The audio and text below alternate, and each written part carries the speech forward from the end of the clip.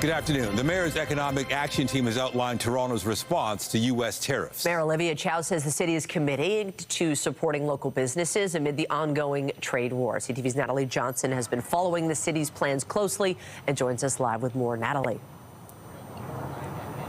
Hi, Michelle. That's right. The city today unveiling its big picture response to the Trump tariffs, which officials acknowledge could have significant impacts on Toronto's economy. The goal here really to build a strong, independent and resilient economy here in the city to protect local industry and workers in the face of these economic threats.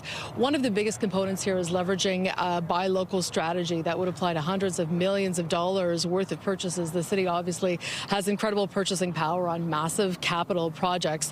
They will be looking to prevent U.S.-based suppliers from bidding on city contracts, and a very tangible example of that is that the city will be purchasing 17 new fire pumper trucks that will be made in Canada. Another component of this plan has to do with an industrial property tax deferral, allowing local industry to defer their property tax for up to 6 months. Here is more from the mayor on this big picture plan just in the last hour. Canada is facing a senseless, harmful trade war. People are feeling anxious. They're worried about their jobs, the cost of food, the cost of living. And over the past several weeks, what we have done is to act and have convened leaders from business and laborers to build Toronto's economic action plan. One of the officials speaking here today talking about how this is not a Band-Aid solution, but rather a blueprint for the future. It is about building an economy that is global for Toronto and ultimately one that is tariff-proof. Reporting live, I'm Natalie Johnson. Back to you, Michelle and Nathan. Thank you, Natalie. Still to come on CTV News at noon, Prime Minister Mark Carney is in Europe today working to shore up support with Canada's European allies. We'll have more on his first overseas trip a little later in the newscast. But first, the SIU is investigating after a suspect in a deadly stabbing in Hamilton was shot and seriously injured by police. Police were called to an apartment near Hunter and Spring Street for reports of an assault shortly before 4 p.m. yesterday. When they arrived, they found a victim suffering from stab wounds. Police then located a man armed with an edged weapon. There was an interaction which resulted in the man being shot. He was taken to hospital with serious injuries, while the stabbing victim died as a result of the injuries. The investigation into the situation is ongoing. Meanwhile, Toronto police have arrested a sexual assault suspect. 21-year-old Balin Scott is accused of sexually assaulting a victim multiple times between March 8th and the 12th. The incidents allegedly happened near Donlands and O'Connor. Scott is facing numerous charges, including 4 counts of sexual assault, forcible confinement assault with a weapon, and 6 counts of failing to comply with a probation order. Police are searching for 2 suspects wanted in connection with a series of break-ins at convenience stores. Police on the hunt for 27-year-old Richard Ando of Oshawa and 35-year-old Ferenc Glonzi of Mississauga. The pair is wanted on numerous charges, including break-and-enter, disguise with intent, and possession of property obtained by crime. Police have also arrested 2 men in connection with the break-ins, which they say targeted convenience stores in 42 Division between November and February. A pedestrian's in hospital with minor injuries after being struck by a vehicle in the area of Warden and Shepherd Avenue. It happened shortly after 8 a.m. The driver involved remained at the scene, and police have not provided any information about the circumstances leading up to the person being struck. And Durham Regional Police are investigating a crash in Oshawa. Now, it happened on Park Road South between Bloor and Cromwell Avenue around 6 a.m. The road was closed for the police investigation, but has since reopened. So far, there's been no word on any injuries, and the cause of the crash is still under investigation. You may have noticed Toronto police are out in force enforcing rules in school zones as students return to class following March break. Parking enforcement officers are keeping an eye on illegal parking in an effort to protect children and pedestrians. They're also paying special attention to no stopping and no parking zones, as well as crosswalks and school bus loading areas. And starting today, the TTC is deploying fare inspectors on its bus network. It's the latest move from the transit agency to crack down on fare evasion, which it says leads to millions in lost revenue each year. And CTV's Sean Lethong is following this story, and he's got more details. Sean. Well, Nathan and Michelle, you've seen fare inspectors on the streetcars, at the subway gates, but now they're moving into the buses, as you mentioned. The TTC saying that they lose as much as $140 million a year to fare evasion. Now, that is an estimate, but that number is humongous. So they're really trying to bring that down. Now, the fare inspectors, they've actually hired 55 new fare inspectors, and people will notice they will be in uniform. They will be wearing body cameras. Here's a little bit more from TTC's Stuart Green on what they can expect today. So what's going to happen now is that when you get off the bus here at Keele Station this morning, and keep in mind, these inspections will move around. It won't always be here. The inspectors will ask you to show your proof of payment. So whether that's your debit card, your credit card, your watch, your phone, or your Presto card, that's what you'll be asked to show to prove that you have paid. If you haven't paid this morning, you'll be given an opportunity to pay, and that'll last for a couple weeks. So it's an educational process this morning, and we'll start really enforcing in a couple of weeks' time.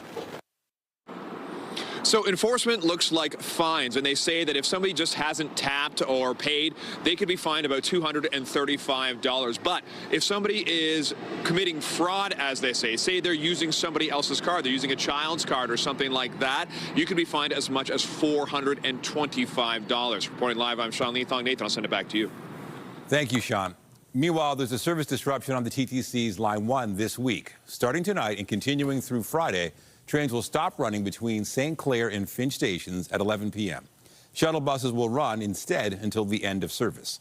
Lawrence and North York Centre stations will be closed during this time, but all other stations will be open for customers to purchase fares and connect to bus routes.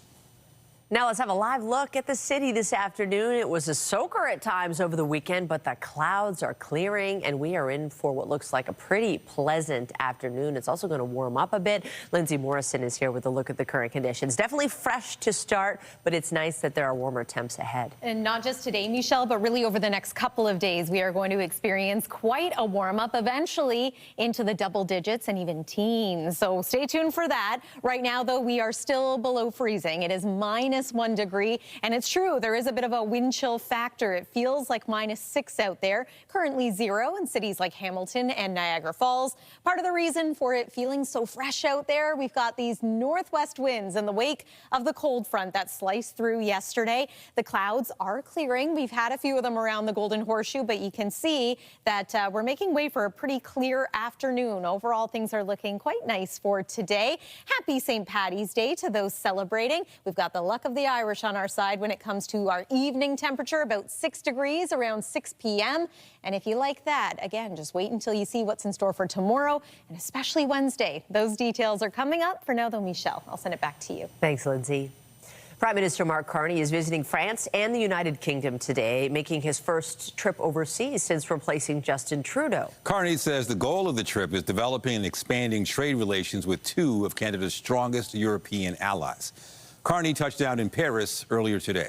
He met with French President Emmanuel Macron this morning, stressing the need for Canada and France to work together to combat U.S. tariffs. Canada is a reliable, trustworthy, and strong partner of France, which shares our values and lives them through action during this age of economic and geopolitical crises. Carney made a stop at the recently reopened Notre Dame Cathedral in Paris. The French landmark was gutted by a major fire in 2019, but is once again open to the public following a 5-year reconstruction effort. CTV's Mike Lecouture is traveling with the Prime Minister and has more on his trip. The goal of Mark Carney's first ever international trip as Prime Minister is to strengthen ties with reliable partners. And that, of course, is a bit of a nod towards what is happening right now with the United States and the ongoing trade war with Canada. During their joint speeches and during those statements, both Mark Carney and Emmanuel Macron, the French president, used the word sovereignty a number of times. And that, of course, is in the face of the threat of the United States saying that Canada should become the 51st state. Now, Carney is trying to deepen those ties here, not only in France, but then, of course, going forward to the United Kingdom. He's expected to have an audience with King Charles III, and then he's going to 10 Downing Street to meet with Sir Keir Starmer, the UK Prime Minister. There again, it's to deepen relationships, to continue to enhance those economic partnerships as well, continuing on with free trade and that continual deal that is in place because the UK did pull away from from the EU, and they are no longer part of CETA. Now, that will continue on with this theme. We expect to hear from Mark Carney a little later on today. He'll take questions from reporters wondering whether or not there will be an ask of both Sir Keir Starmer and of the King to say a statement a little more forceful on Canada's sovereignty in the face of what Donald Trump is doing and what we are seeing as that deadline of April the 2nd continues to loom on that tariff threat, and to see whether or not there will be more of these allies standing together in applying tariffs back on the United States. This trip will wrap up on Tuesday morning. There's expected to be a trip down to Iqaluit, or up to Iqaluit, I should say, in Nunavut. There again, there will be sovereignty and security. Arctic sovereignty and security will be top of mind there, and there may be an announcement as well. Mike Lecouteur, CTV News, Paris. While Canada already has free trade agreements with France and the UK, the countries are minor players when it comes to Canadian exports. CTV's Colton Prale takes a look at the numbers and the potential impact Carney's overseas trip could have. For 7 years, Mark Carney helped steer the British economy. Now he's hoping trade with Europe can steer Canada clear of Donald Trump's tariff threats. These existing partnerships and agreements are there. I think there's just an opportunity to now, given the context that we find ourselves in, to really lean into them. U.S. Secretary of State Marco Rubio said Trump's upcoming reciprocal tariffs are a tool to redraw America's trade agreements with Canada, Mexico, and Europe. They like the status quo. We don't like the status quo. We are going to set a new status quo, and then we can negotiate something, if they want to, that is fair for both sides. Last year, Canada exported nearly $780 billion worth of goods, but nearly $600 billion of that was to the United States. While the European Union is a major trading partner, Canada only sent about $34 billion of merchandise, or just over 4% of our exports there, with another roughly $30 billion to the UK. France makes up less than 1% of Canadian exports. Experts say anything the Prime Minister can do to increase European trade could help future trade negotiations with the White House. I definitely think you can't truly replace the relationship, but I do think it would give Canada leverage, saying, look, we're not standing still. Canada does have a free trade agreement with the EU, although 10 countries still haven't ratified that agreement, including France, Italy, and Belgium. It has a similar agreement in place with the UK, and talks are underway to modernize and improve its focus. The fact that it's not fully ratified does provide some legal uncertainty, and in this day and age, we're looking for more certainty. Carney spoke with the head of the European Union, saying Canada is ready to secure new business in Europe. One sector that could be in is artificial intelligence.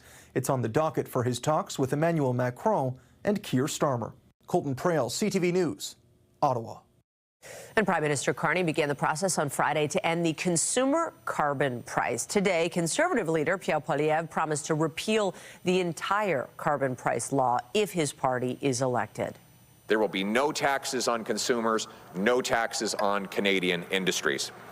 Instead, provinces will continue to have the freedom to address this issue how they like, but there will be no federal obligation to impose the tax. We will also axe the tax on steel, aluminum, natural gas, food production, concrete, and other industries. Instead of taxes, we will use technology. Technology, not taxes, is the best way to fight climate change and protect our environment. While the Liberals tax businesses who use energy, Conservatives will cut taxes and boost incentives for those who bring down emissions. Poilievre says the carbon price law is still in place and is scheduled to increase 300% over the next 5 years. The opposition leader insists the Liberals are hiding the tax before the next election and then bringing it back afterwards. Poilievre says the government should recall Parliament and end the carbon charge through legislation if they're serious about making a change. Leaders in the Northwest Territories are welcoming new federal announcements of military hardware for the region. However, they say civilian infrastructure is also important for security in the north. W5 John Woodward has the details. Trucks roll by under the low Arctic sun over a road that only exists in the winter. This is actually an ice highway, and they're traveling on a frozen river. This is how people traveled in the wintertime. For Inuvik Mayor Peter Clarkson, this ice highway is a crucial link. Starting in November, the the river freezes up, and then the contractor will measure how deep the ice is, and then as soon as it gets deep enough, they'll clear it with snowcats so that it freezes more. Vehicles can travel north from here about 120 kilometers to Aklavik, all of that journey on top of the frozen river. But as the Arctic warms, the ice highway is changing too, says Lieutenant Colonel Darren Turner, in charge of the Canadian Armed Forces Operation Nanook. They've had more skidoos go through the ice than they've ever seen before because it's just not, the ice isn't as thick as it used to be. The same changing climate that has opened Arctic waters to other nations hungry for its resources. Where we are the most insecure and underdefended is in our Arctic. Jessica Chastain of the think tank Arctic 360 says decades have been squandered instead of building infrastructure that could have both civilian and military use. Well, this is where. So we need, of course, we would need military bases, but we also need ports. We need fiber cable that's Canadian. We need landing strips, so we need airports. This is a map of significant oil discoveries, oil and gas discoveries in the Mackenzie Delta area and the Beaufort Sea. Businessman Tom Zubko believes extracting those resources would send a message. You've got people in and out of there on a continuous basis.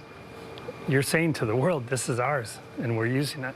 Yeah, that's the kind of language other nations would understand. I would think so. As for a successful project, he points to the Inuvik Airport, named for his father, whose runway was lengthened for military jets. That has helped commercial flights as well. Let's face it, west of us is Russia, China.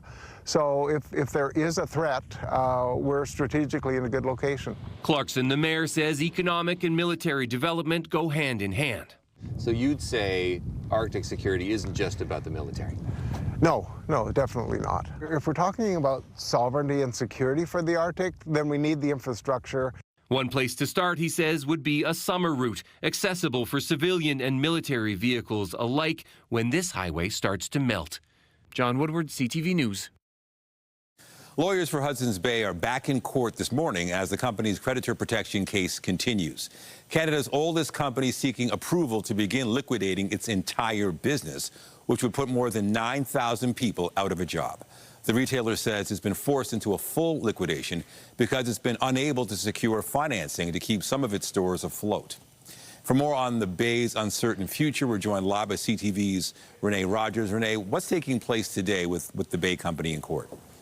Hi, Nathan. Well, lawyers for the Hudson's Bay Company are seeking approval from a Toronto judge to essentially liquidate its entire business. The Hudson's Bay Company says that it essentially has no choice but to do this after exhaustive efforts to turn up financing to be able to restructure or save itself in some form turned out to be unsuccessful. Now, this, of course, comes after earlier this month, the company filed a creditor protection application showing that it owes more than $950 million to creditors. This is when we learned exactly what dire straits the company is in.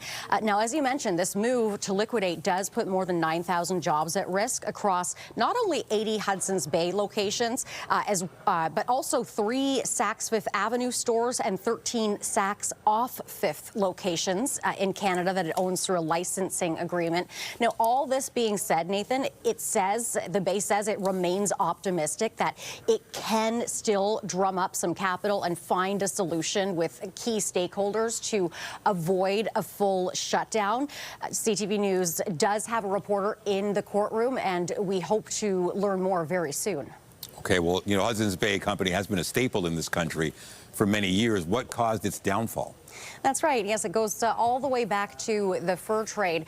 In that consumer protection application that it filed, it cites 3 things. First of all, it says that there's been subdued consumer spending, is something all of us know about. It also cites trade tensions between the U.S. and Canada. And then thirdly, it cites a post-pandemic drop in the number of downtown shoppers, where a lot of the Bay locations tend to be.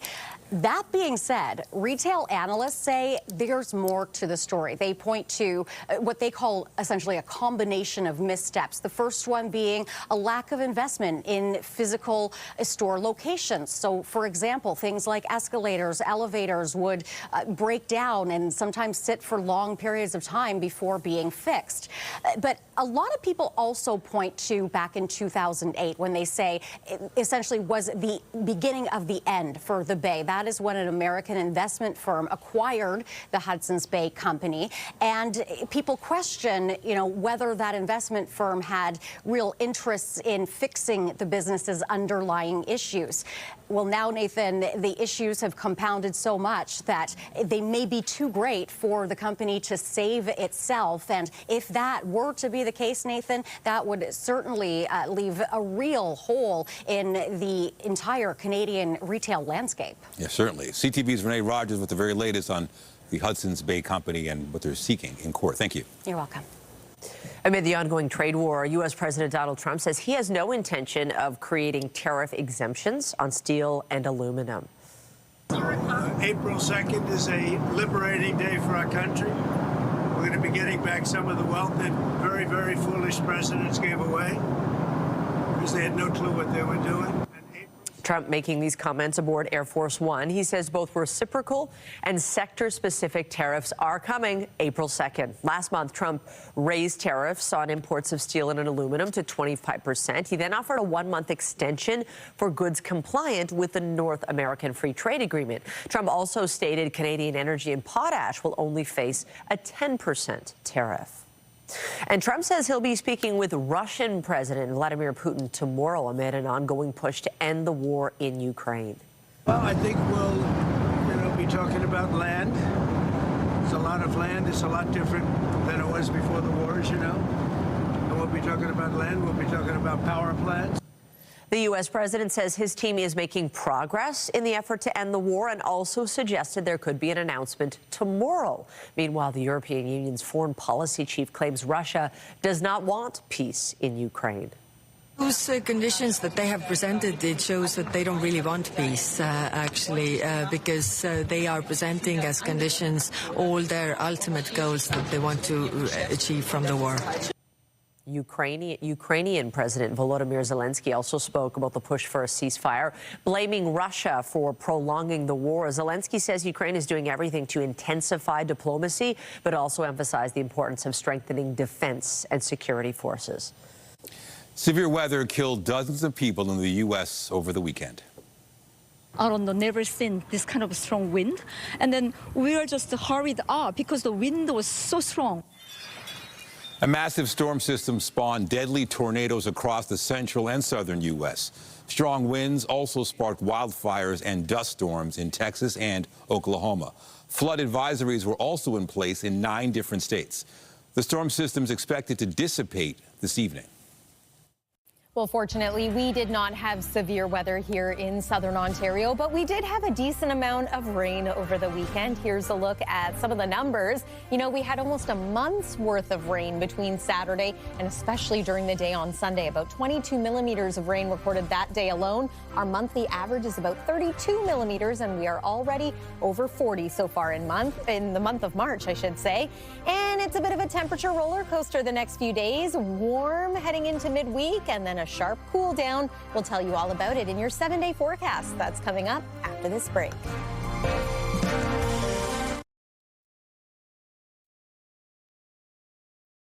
Well, today is officially St. Patrick's Day, but thousands of people turned out to take part in the city's annual parade yesterday.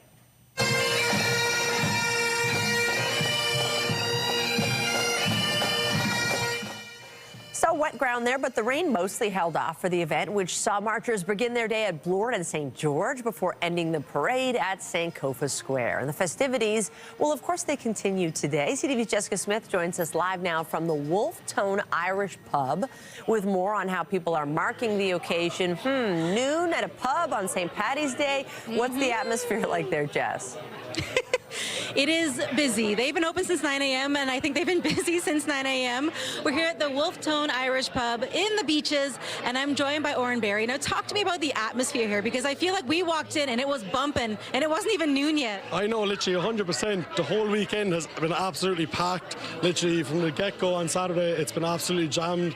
Literally the door opened on Saturday morning, it hasn't closed yet, so it's been absolutely crazy, which is brilliant for us. Have you kind of added up and calculated, cross the T's and dot the I's as to how much green beer you've served? So this might be a bit controversial, but we actually don't do green beer. We think it's, as an Irish pub, it's a bit of an American thing to do the green beer. We do not do that, so we go straight up Guinness like it should be. Listen, classic and elegant, I would say. Exactly. Now, you've seen people in here in full outfits and costumes. How does it make you feel to see people really embracing this holiday and tradition? I mean, it's great. Like, it's St. Patrick's Day is a huge thing. I think it's actually the only holiday that's actually celebrated across the whole world, and it's just great to have. It's kind of St. Patrick's Day. It's from a small country, but the Irish have a massive impact all over the world, which is great for us and the community everywhere around. So I have a little bit of Irish in my background, a little bit, shout out to my mom's side. But how does it kind of embrace everybody, this particular holiday? Because I feel like anybody can walk in the door and feel a little bit Irish and feel welcomed. 100%. Like, I mean, I think everyone that walks in the door anyway, they always say they have a bit of Irish in them, which you kind of get over here. But I suppose they're not fully Irish, but as long as I'm happy that everyone calls themselves Irish, because I think it's a great country, great people, and we've embraced it over here and everyone's welcoming, so can't complain at all. Listen, the atmosphere has been exciting and electric. Since we walked in the door, there's been live music. What can people expect throughout the day? Because you guys are really only just getting started. I know, literally just getting started. I know it's a Monday, so I say from 3 p.m. onwards, the queue will be going around the corner, honestly, I'd say. And we have live music all day, so I say it's going to get hectic, crazy, and fun. Hectic, crazy, and fun. Those are my 3 favorite things. Exactly. Thank you so much. We're going to get the live music going again. We're going to send things back inside. And one more thing. One more thing. Mom, I'm on TV. Mom, he's on TV. We'll send things. My mom too. We'll send things back inside. Hi, Mom. You know, I was wondering, what is he going to say? Why is he extending this interview? He wanted to give Mom a shout out. That was so sweet. That was very cute. And you know what's also cute? We're all in green. Yeah. This is the green tie. I mean, why not? Nice excuse to wear green. My favorite color, yeah. We understood the assignment, as they say, on St. Paddy's Day. And, you know, we think we all have a little pep in our step. It's been feeling like spring lately, and it's going to be a good day to get outside again today. I know we had some wet weather over the weekend, but it was mild. We are cooler so far today, but a change is coming as we make our way later this afternoon and certainly into the next 2 days. Weather is brought to you by the Pressler Law Firm Injury Lawyers. You don't pay unless they win. We're going to take you to Chicago now, where, as you know, it's a bit of a tradition around those parts to dye the river green. We'll try and get you that video in a little bit, but here's a live look outside right now, a little closer to home in Toronto, where, yeah, the sun is starting to shine. Those clouds clearing out, making way for a lovely afternoon. Temperature-wise right now, we are on our way up. It is 1 degree now, still -7 degrees in Sudbury. It's -2 in Ottawa and 1 degree in the Windsor area. Later today might take until evening as opposed to early afternoon, but we're forecasting a daytime high of 6 degrees. That's on the warm side of seasonal. Our average daytime high now at this point in the month of March is about 5. Your evening forecast looks like this. Again, enjoy the daylight well into the 7 o'clock hour, I should say now. Clear skies, light winds. We might get a little bit of cloud through the overnight hours, but nothing major. And we're expecting to stay dry for the next couple of days here too. -1 is our forecast overnight low. Wind chill -3. And of course, this week it is back to school for so many kids. Here's a look at the school day forecast. Sunshine, light winds for tomorrow. There's all the precipitation that impacted us over the weekend, continuing to soak portions of the U.S. eastern seaboard and through Atlantic Canada. There is an area of low pressure that is drifting through northwestern Ontario. That is not expected to have an impact on us. We will benefit from the warm sector associated with this low, and then eventually there will be a bit of a sharp cool down, and we'll talk about that in just a moment. But first, there's that little bit of cloud that I was just talking about through the overnight hours tonight. but remaining dry. Your Tuesday comes with some sunshine and a bump in temperature. About 9 degrees is our forecast high. Into Wednesday, might see a little more in the way of cloud. And then just a bit of a heads up that if you're joining us from Muskoka, perhaps the Bruce Peninsula, you could get a couple of midday showers. What's more likely, though, is we're going to get into some wet weather Wednesday night and then into the day on Thursday. Don't forget that Thursday marks the official start of spring. I know it already feels like it in many areas. Look at these temperatures. 15 degrees is our forecast daytime high for Wednesday. Then we'll cool slightly for Thursday. Back into some sun for Friday, but not before an overnight low of -5. Might see a few flurries as a result of that. And at this point, next weekend is looking pretty seasonal. That's the weather for now. Nathan, I'll send things over to you. All right, not bad. Thanks, Lindsay. Well, the Maple Leafs will be looking to snap a 2-game losing skid when they take on the Calgary Flames tonight. William Nylander up high. Pass Centerland. In. Backhand. Scores! The team's coming off a 4-2 loss to the Ottawa Senators on Saturday. Puck drop for tonight's game against the Flames is set for just after 7:30 at Scotiabank Arena. The Raptors will be in action tonight against the Phoenix Suns. He's got to be ready to go. Wide open. Wow. And there's a block. Bible. How about that?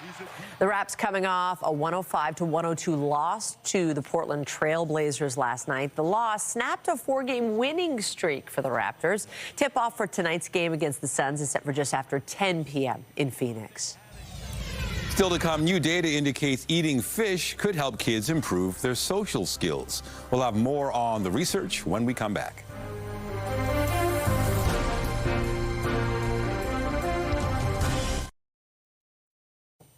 Well, Jeff Goldblum is famous for those interjections like and that makes his performance so memorable. But many of us are taught to avoid using them since they're considered pointless filler in conversation. But linguists are starting to see interjections just a little bit differently. And here to tell us more is CTV science and tech expert Dan Riskin. What's the deal with interjections? We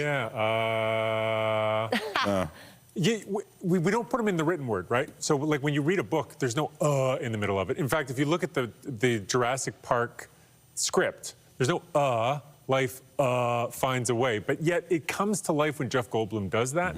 And I think that speaks to the fact that we all use them, and it is a real part of how the language works. And so linguists have now got better tools for understanding spoken word because it's so much easier for them to collect data thanks to AI, right? When we have a conversation, you can have a little machine that records it and captures all those ahs in a way that the transcript might not show it. So now that they have those tools, they're realizing that when people talk, about 1 out of every 7 things that happens in it, as it goes back and forth between 2 speakers, but 1 out of every 7 is a little or huh. And so we do use them a lot, and it turns out that they help the conversation move forward. So linguists are finding that, for example, if I say something like, you know, that it's been rainy all day, you might know that already, and so you go, and then I continue. But you might say, huh? And then I say, oh no, it's been raining for, you know, it's been crazy. And so it changes how I take the conversation forward, and it turns out to be really important. So these interjections that seem like they're wasted noises, I think I'm getting a new appreciation. No, I think you're right, because we're, you know, in our business, we're talking and trying to sound natural. And if you put in the ums and the ahs every once in a while, it does seem more natural to speak that way. Yeah. Anyway. And also when you're interviewing, you know, sometimes that little, like you just made that little noise to me, right? And so it helps me know that I'm going in the right direction. And so it can be a really effective tool. All right, this one I like because I've got a son, he's 19, and I'm always talking about just basic social skills. But I didn't think for 1 second eating fish could help. What's the deal? Right. This is amazing. So a UK study, they just looked at a bunch of families that have 7-year-old kids, and they asked, how much fish are your kids eating? And then they looked at the social behavior of these kids and how many of them were having trouble with getting into fights or having trouble with their attention at school, just social things, interacting with other people. And they found that if you compare the kids that are getting the most fish, more than 190 grams a day, to kids that are 190 grams a week, compared to kids that are averaging 0 grams a week, there's a 35% difference in the likelihood that they're having social problems. And they think it just comes down to getting those omega-3 fatty acids that are so important for neural development. So if you don't have the right building blocks to build that brain, it just doesn't develop the way that it could. And so it really drives home the importance of making sure kids are getting fish as part of their diet.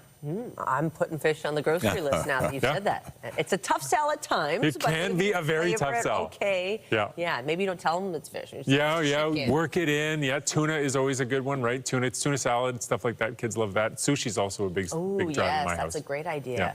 Okay, there's new research suggesting that a car might be able to tell if the driver is depressed. How would that work, and why have researchers decided to focus on this? Yeah, I mean, it seems like a weird way to monitor somebody's depression is to look at how they're driving, but it's a convenient thing that can show symptoms in a way that makes it easier to see. So specifically, this is a study on the elderly, and for the elderly, depression can sneak up because it looks like a lot of other things that can happen for the elderly. It can look like early onset Alzheimer's, or it can look like dementia when really it's depression, and depression is correlated with more car accidents. So the researchers thought maybe people who are depressed drive differently. So they did a big study. They took 157 elderly people. They put GPSs and accelerometers in their cars. And lo and behold, there's a massive difference in the way that people drive if they're suffering from depression. They brake harder. They take corners a lot faster. And so using an AI model, they can actually, with 80% confidence, say whether somebody's depressed or not, just based on the way that they're driving. And so that might be a way to just have an extra little mechanism to get an alert on your phone that says, hey, grandma's driving in a way that suggests that maybe she's suffering from depression. Let's check in on her. So it's a neat advent. Always enlightening. CTV science and tech specialist Dan Riskin, thank you. Thank you. Take care.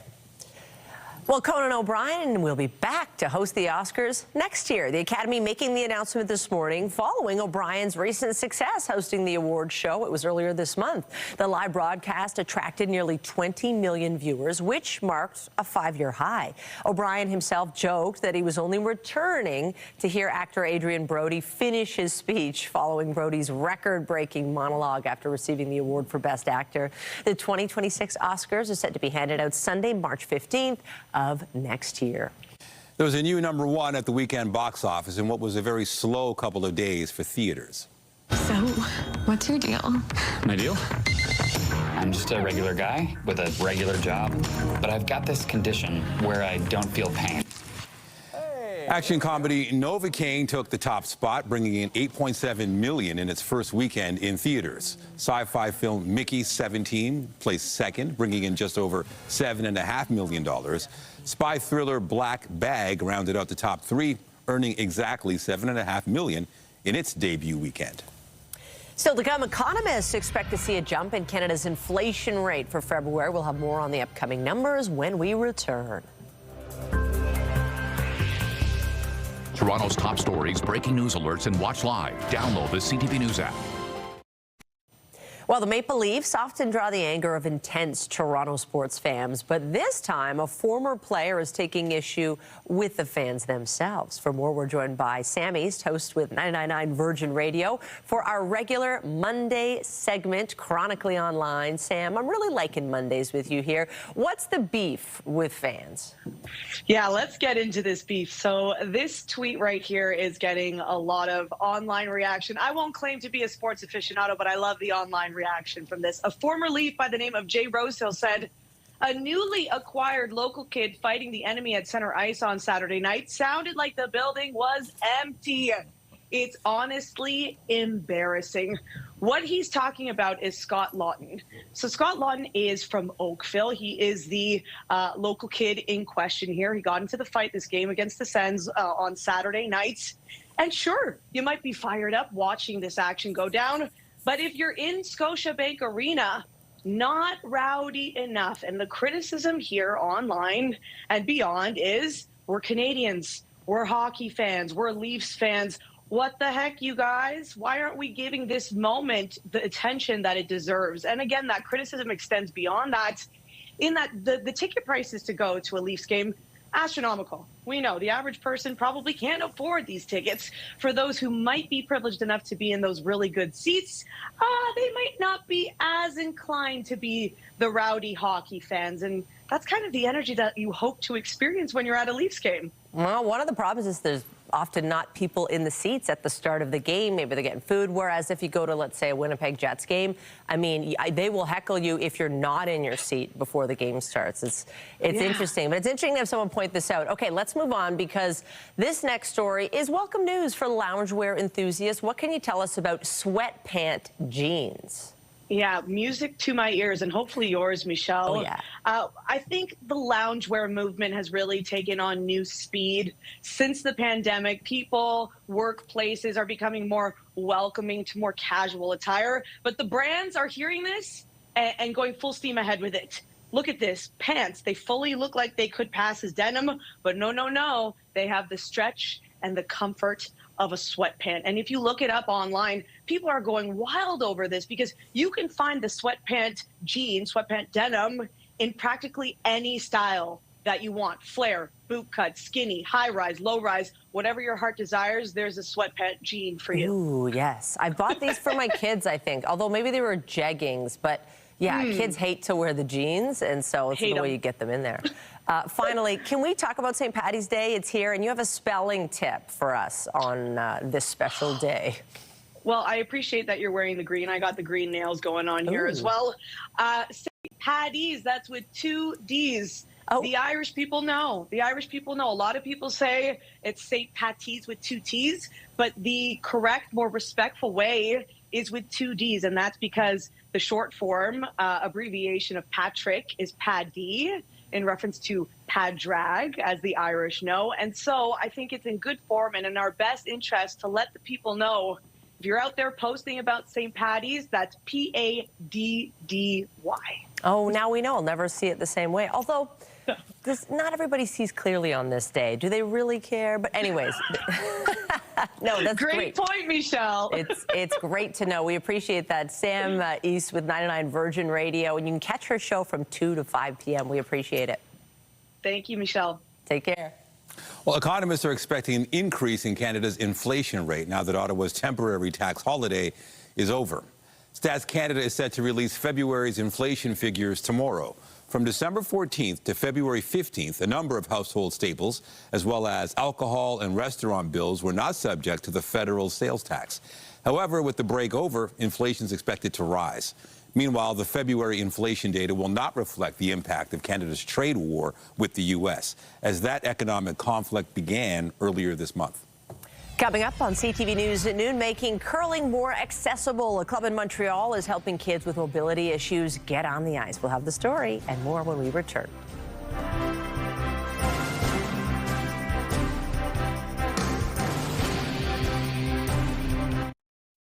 Young athletes in Montreal are trying out curling for the very first time. It's all part of a pilot project aimed at making the sport more accessible. CTV's Stéphane Giroux reports.